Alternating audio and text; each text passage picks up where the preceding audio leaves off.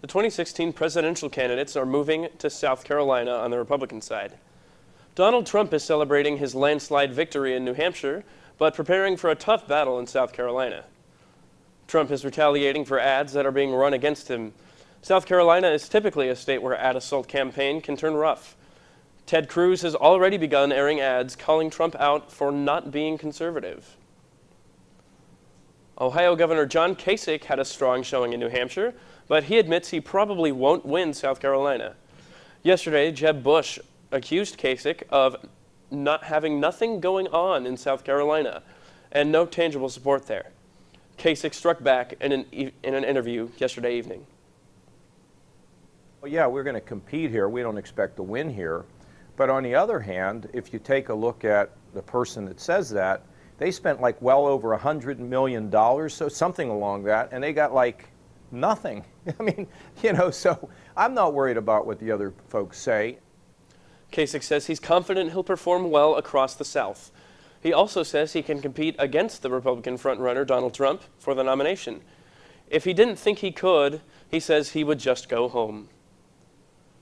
Democratic presidential candidate Bernie Sanders is getting a big boost in fundraising. The Vermont senator's win in Tuesday's New Hampshire primary quickly turned into big bucks.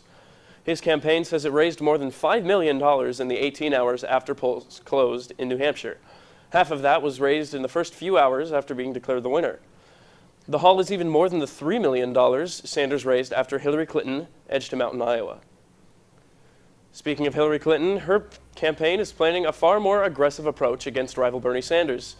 The new strategy comes on the heels of Clinton's loss to Sanders in the New Hampshire primary on Tuesday night.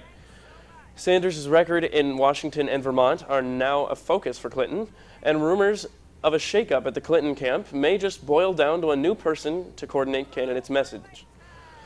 Word is the former Secretary of State is looking for someone to make her ads and campaign stump speeches more complimentary of each other.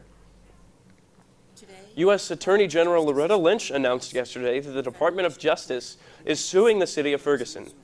A spokesman for the city of Ferguson says officials have not seen the lawsuit and that they plan to comment today.